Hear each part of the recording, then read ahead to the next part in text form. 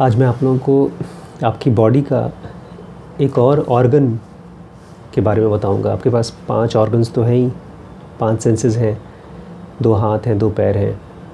इनके अलावा भी एक और ऑर्गन है आपके पास। वो सही में ऑर्गन है, लेकिन हम लोग उसको ऑर्गन की तरह देखते नहीं हैं, क्योंकि वो इतना ज़्यादा हमारे साथ उलझा हुआ है कि लगता ही नहीं कि वो ऑर्गन है।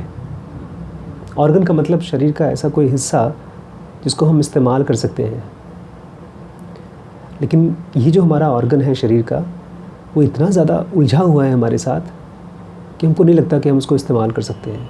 फंसे हुए हैं, परेशान हैं उससे। मैं खुद देखता हूँ, कभी कभी उसको इस्तेमाल करता हूँ।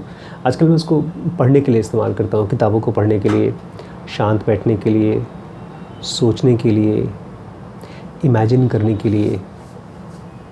ये जो ऑर्गन है ना, ये बहुत कमाल का ऑर्गन है।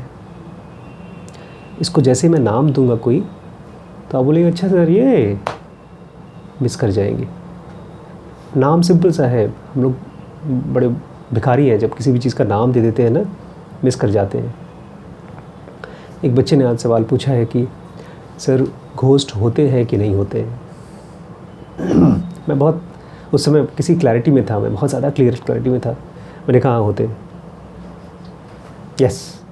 फिर उसने पूछा कि सर अच्छा, तो उनके हाथ पैर होते कि नहीं होते हैं।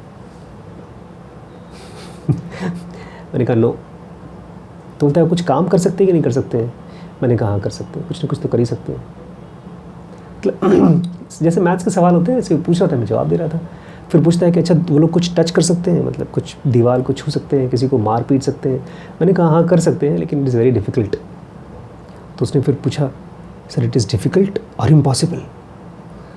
डर रहा होगा बेचारा, कहीं देखा होगा, सुना होगा घोस्ट के बारे में, या बचपन से कहीं डर बैठा होगा घोस्ट का। घोस्ट का तो सबको डर रहता है ना, आपको भी डर रहता है घोस्ट का? डरते हैं घोस्ट से? तो आपको सवाल कभी उठा ये घोस्ट होते हैं कि नहीं होते? डर के खत्म। तो आमतौर पर तो लोग यही बोलते हैं, नहीं नहीं भूत तो नहीं होता। हमारे पड़ोसियों से पूछेंगे तो बोलेंगे हनुमान चालीसा पढ़ो तो घोस्ट नहीं होता।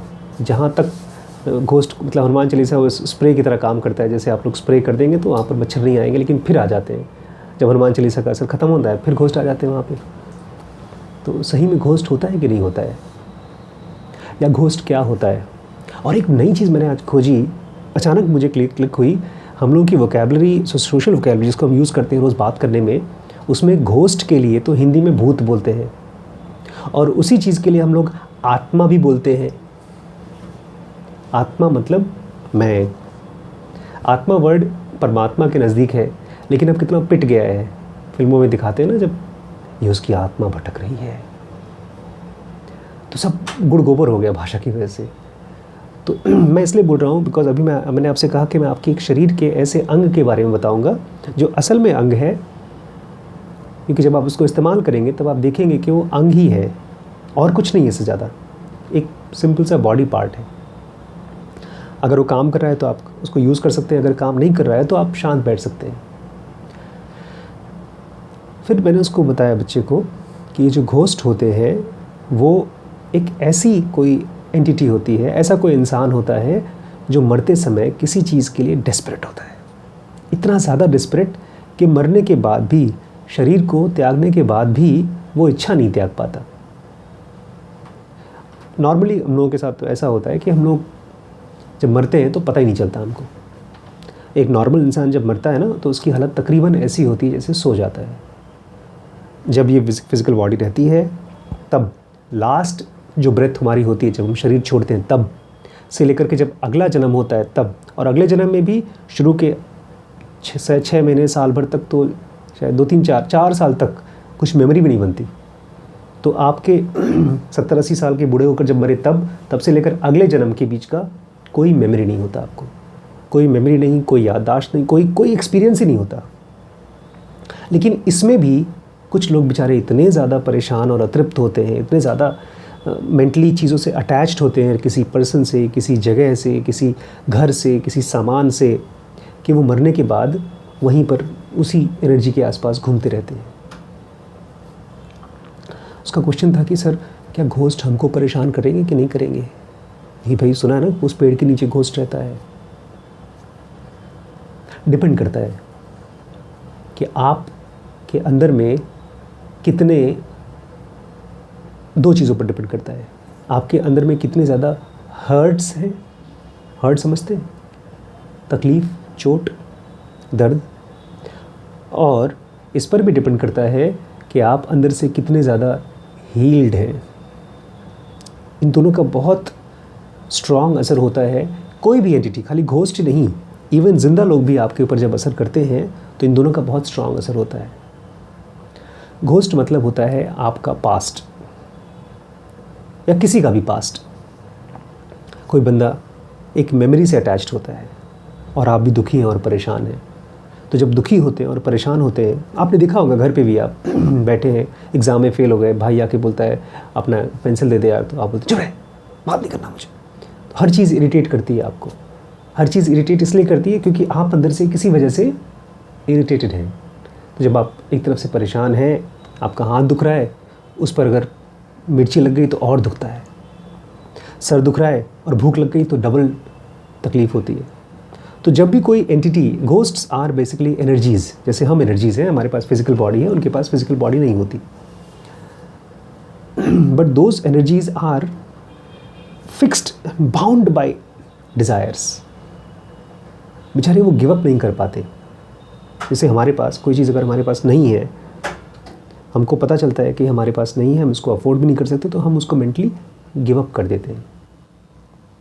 जैसे मैं जब आसपास कोई बड़ी कार देखता हूँ, बहुत बड़ी कार, मर्सिडीज़ हो या कुछ हो, तो मैं उसके बारे में सोचता हूँ, अच्छी लगती है, सोचता हूँ चलो कोई बात नहीं, आई कांट अफोर्ड इट।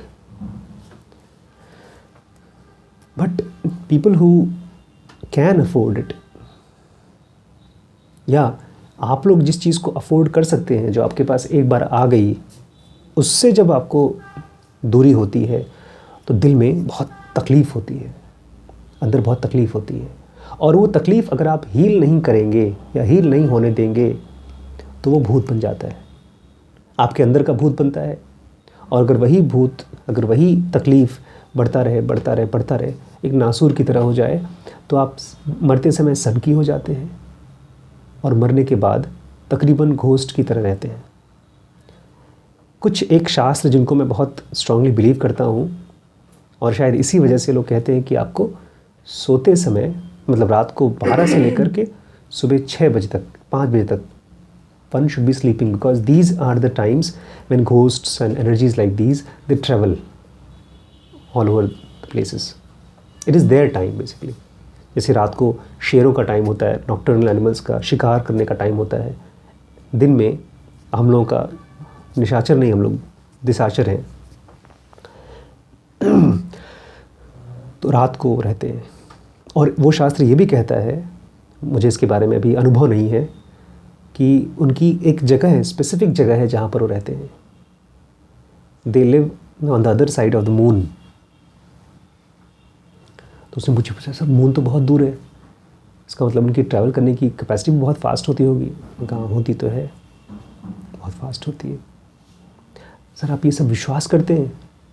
अब देखिए, कुछ चीज़ें हैं जब आपको पता चलती हैं और आपको लगता है सही है तो सही है। लेकिन मैं ये सब बातें क्यों कर रहा हूँ? मैं इसलिए नहीं चाहता कि आप लोग डरें, घबराएं। मैंने आज एक लाइव भूत भी देखा, लाइव भूत। मैं आराम से काम कर रहा था, तब तक से किसी का फ़ोन आया। मेरे बहुत नज़दीकी हैं और बहुत परेशान थे, तो फिर मैं भी परेशान हो गया। और जब मैं परेशान हुआ तो मैं ठीक से काम नहीं कर पा रहा था। मैं दोपहर को घर पे आया, खाना खाने का टाइम था, खाना नहीं खा पाया मैं। उस समय बहुत परेशान था। मैम से मेरी बातें हो रही थी, रिम्पी से बात हो रही थी, तो मैं ठीक से बात नहीं कर पाया उस समय उनसे। और तो और मैं आज शाम के लिए जो भी मुझे पढ़ना होता है ना, मैं उसको बचा के रखता हूँ, सोचता हूँ उसके बारे में, मेडिटेट करता हूँ, वो भी नहीं कर पाया। क्यों नहीं कर पाया? क्योंकि एक भूत मेरे ऊपर चढ़ गया था। कोई भी चीज़, जिस चीज़ से आप बहुत अपने आप को वल्नरेबल कर देते हैं, वो आपका भूत है। ये बहुत इम्पॉर्टेंट है, बिकॉज आप क्या चीज़ होना चाहते हैं, ये इस पर बहुत डिपेंड करता है कि आप किस किस चीज़ से अभी अपने आप को आइडेंटिफाई कर रहे हैं। अगर अपनी आइडेंटिफिकेशन को आपने, आज मुझे मालूम पड़ा कि मुझे वैसे मालूम नहीं था कि मैं इतना ज़्यादा आइडेंटिफाइड हूँ किसी ख़ास चीज़ से कि मैं उससे डिस्टर्ब हो जाऊँगा। और जब डिस्टर्ब होते हैं तो होता क्या है, जैसे हाथ में चोट लगी तो क्या होता है, हाथ दर्द करता है, हाथ से काम करने को मन नहीं करता।